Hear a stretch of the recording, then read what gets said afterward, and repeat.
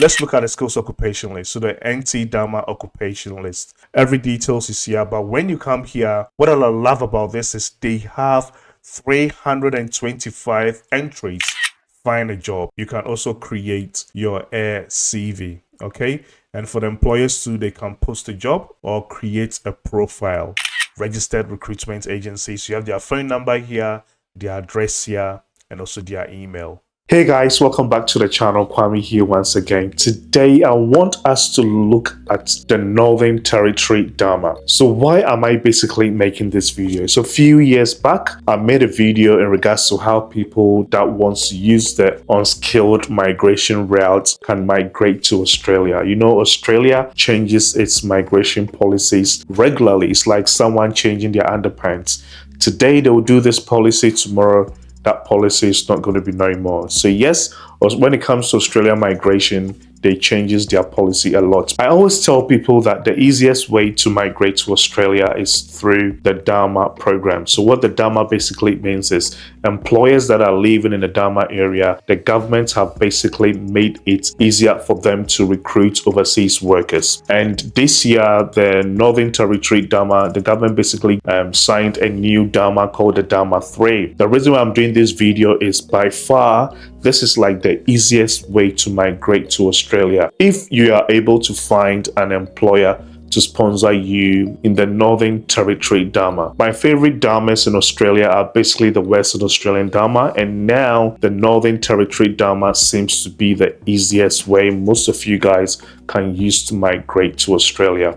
Why? Because the occupations that are basically on this DIMA list is mind-busting, guys. You guys can migrate to Australia using some of the most easiest occupations that I've ever seen in Australia. So they are basically saying that yes, they need a lot of people to migrate to Australia. Before we do this video, please know that I'm not a registered migration agent. So please use any advice in this video as general advice only. You know how I do it. I like to take my time and take you guys through the process. I'll jump on my PC now so we can go through the process. Do not go anywhere. Stay tuned. I'll be right back.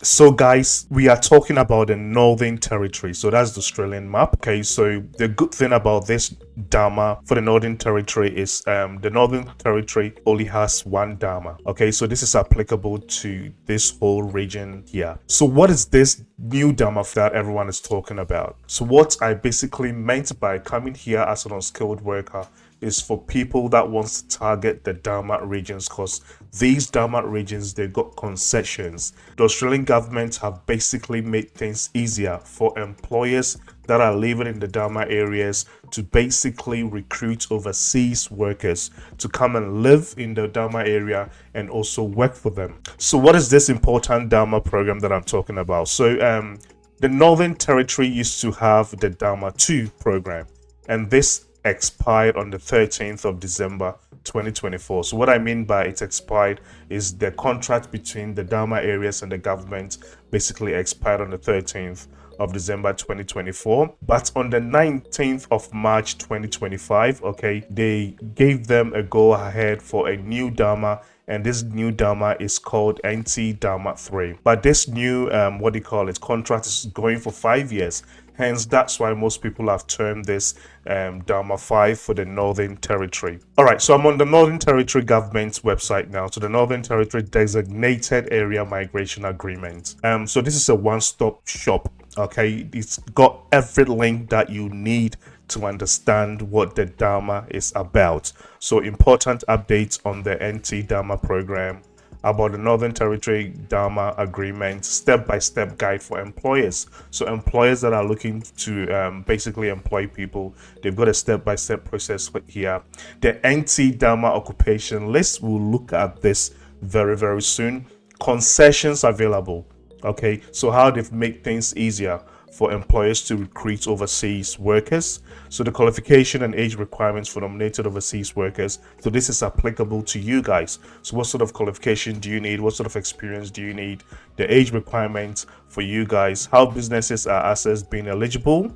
how to find an Australian worker. This is really, really important. Fees and charges, permanent residency pathway. One thing I love about this DIMA is they've made it very clear. So let's say if you migrate using visa subclass 482, you'll be able to work for 4 years, and after that you'll be able to transition to a permanent resident using the visa subclass 186. In case you got sponsored under visa subclass 494, after working for 3 years, you'll be able to transition into a permanent residency using visa subclass 191, which is really, really good. Okay, so subsequent endorsements, deed of variation process, then frequently asked questions, FAQ. So this is like a one-stop website that will give you every details you need to know about this new DIMA program. Let's look at the skills occupation list. So the NT DIMA occupation list, every details is here. But when you come here, what I love about this is they have 325 entries. There are occupations like so there are a lot here. So baker, okay, they are looking for bakers, bar attendant. This is crazy. So bar attendant, when I go to like number 2, beauty therapist, bookkeeper, bricklayer. Okay, they are looking for bricklayers, builders, laborer. So some of the occupations here you'll be able to get in easily. Bus driver, guys, bus driver, cabinet maker, carpenter, chef. Some are crazy. So childcare worker, cook, counselors, crane hoist lift operators, crowd controller. So what is a crowd controller? Data analyst. So they've got a diver here. So there are some occupations that are on this list that are like crazy. And if you're able to find an employer, I'm pretty sure you'll be able to get someone to sponsor you. So there are some occupations that are here that are very, very easy. Florist, forklift driver, fruit farm worker, as you guys can see here. So these are all like easy occupations most people will be able to use to migrate to Australia. And again, they've got 325. So there are some occupations here that you'll not even find on the skills occupation list. So the Northern Territory has really made things really, really easy. So what I'll basically do now is I'll take you guys through what this headings entails, so you guys have a clear idea. So we have something called the Australia New Zealand SCO code. Okay, so these are numbers that will basically gives you a definition of what the occupation here is all about. So let's say, for example, or let's say a fruit farm worker, and this is skills level 5. So what is a fruit farm worker? So what we'll basically do is you come here, you copy this code. There is a website you have to go to look at the description. So what Australia and New Zealand basically terms as a fruit farm worker. So this code here will give you the definition, and you have to match that to your skills. So we have the occupation standard clarification for Australia. This is the latest website you'll be able to check the definition of most of the ANZ SCO code, but you'll not find most of the occupations here. So in case you type in here and you don't find, you have to come to the old website, the ANZ SCO, Australian and New Zealand Standard Clarification of Occupations. Yeah, you just type it here. But first, let's try and search on the new website. So I'll just type the code here. I'll go search. It looks like they've not updated on the new website yet. That is okay. So what I'll basically do is I'll come to the old website. Okay, then I'll come to the ANZ SCO search. You put it here, then you go search.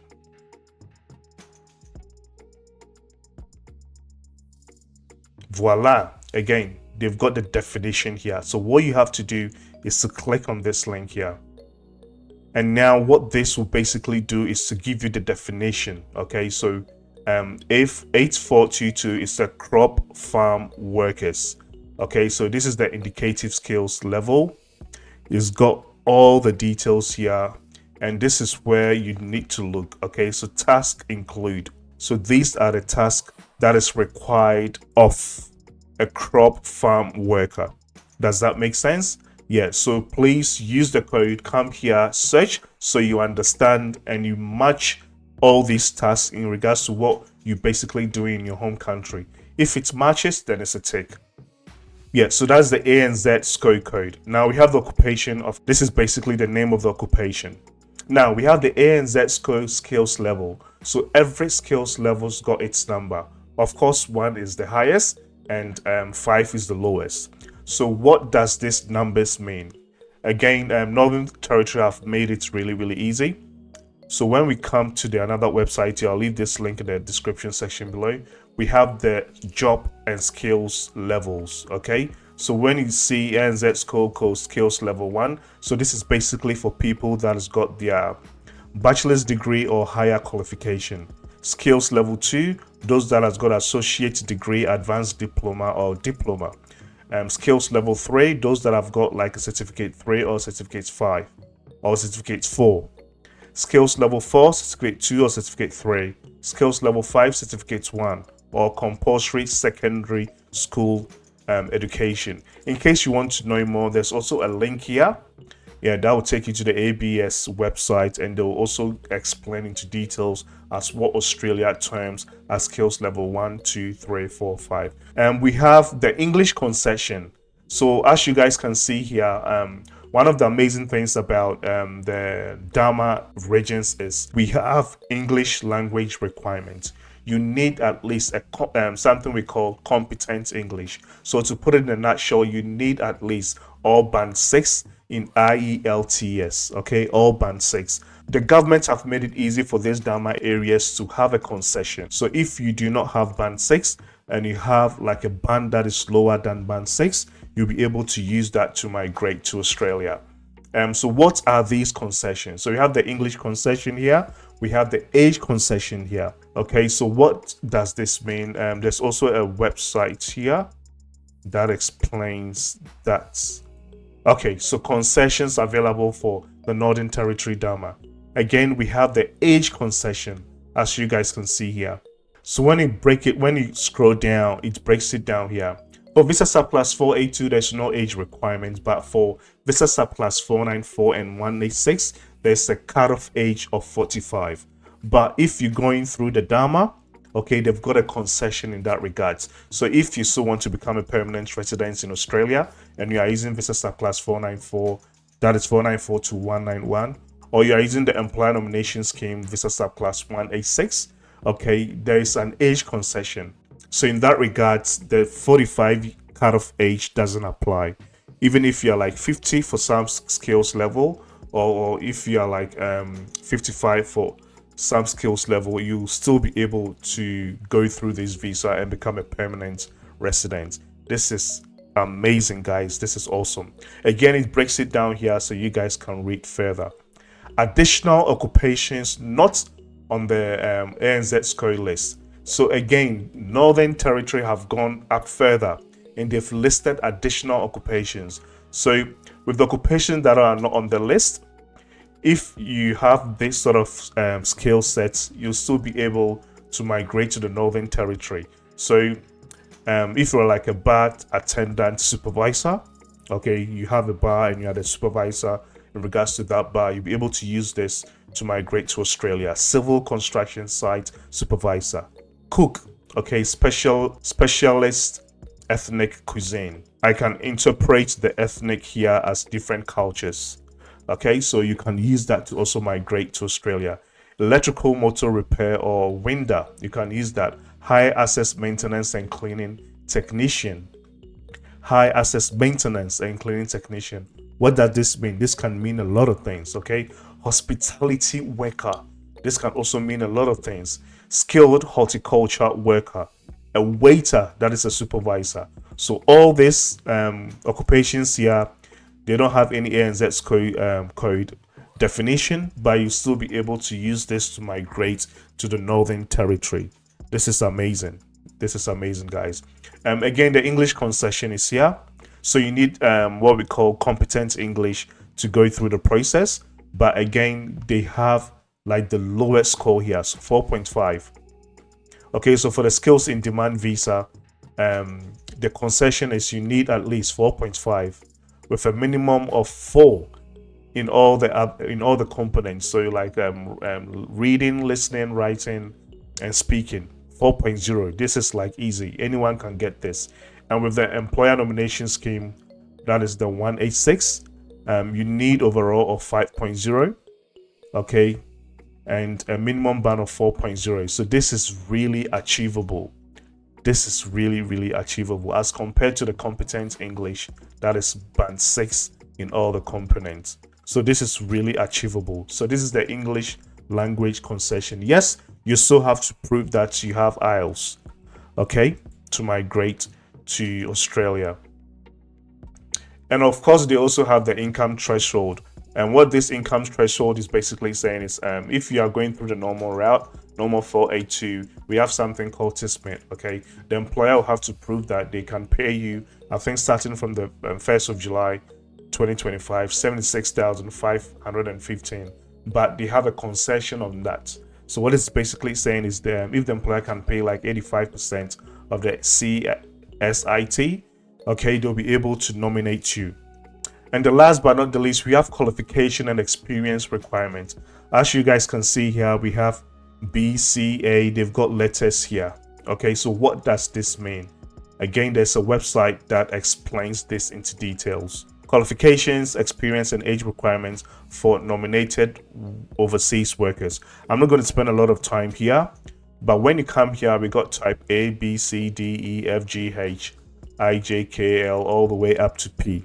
All right, so it has all their meaning here. So when you come on the occupation list, and it says, let's say the first one, which is electrician, special glass, is skills level 3, English concession, yes, age concession, yes, and qualification and experience requirements is D. You basically have to just come here, type D, okay, you scroll down and it gives you the explanation as to what is required. So let's say SID requirements, so that's the skills in demand visa requirements, that's visa plus 482. Applicants must meet one of the following: hold a relevant qualification equivalent to AQF, so Australian Qualification Framework Certificate 3, including 2 years of on-the-job training. Okay, so you need the qualification and you also need at least 2 years on the job training, or certificate 4 and 1 year of full-time or part-time equivalent work experience. So this is what you basically need, okay, to meet the requirements. This is awesome. When it comes to the Visa Plus 4942, it's got the requirements here. When it comes to Visa Plus 1862, it's got the requirements here. So again, they've got all the information on the website and they've broken things down so it's easier for you guys to understand. All right, so I'll also leave this link in the description section below for you guys. All right, so that's basically it. So how do you go through this process, or how do you get the visa? I know most of you guys are thinking about this. Okay, so with this Northern Territory DIMA, or with any employer sponsored visa, you need to find an employer. It's not like you basically go and apply for the visa. We have the general skills migration visas. That is another video for some other time. But with these, you have to first look for the employer. Okay, you have to look for the employer that basically lives in the Northern Territory. So you need to come here and look for an employer that lives in the Northern Territory. The whole of the Northern Territory is a DIMA area. So once you find an employer, yay, then there are 3 steps involved. So sponsorship, the employer will have to get the agreement, okay, SBS approval. They go through something we call LMT, labor market testing, and the rest. Once they go through and they get all the green lights, then they go through the nomination. So the employer will nominate you. Okay, so once they nominate you, then the employer will help you apply for the visa. So these are in 3 stages. Again, find a registered migration agent, speak to them so they can assist you with the process. So how do you find employers?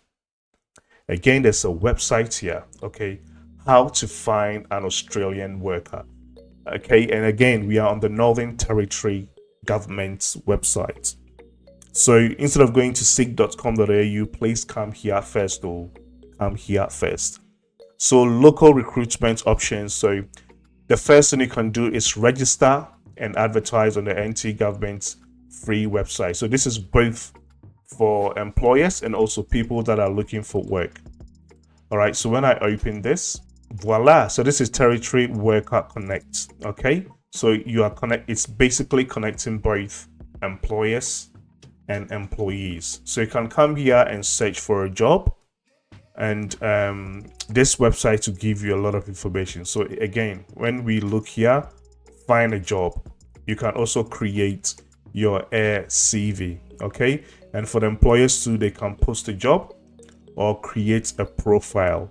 So for job seekers, that is you guys watching this video, and for employers that are also looking for you guys can both, what do you call it, come here and create an account, and also you can also look for job.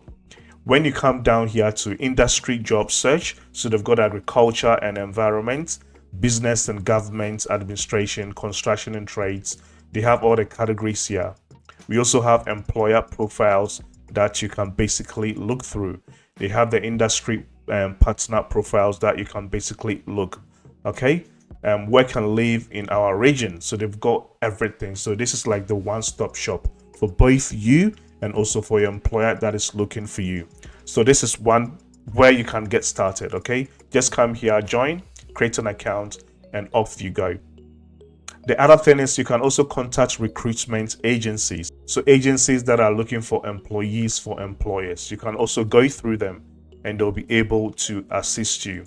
So when I open this website, again, we are on the Northern Territory. Okay, so on the territory.com.au. So Northern Territory Recruitment Agencies. So these are all registered recruitment agencies. You have their phone number here, their address here, and also their email.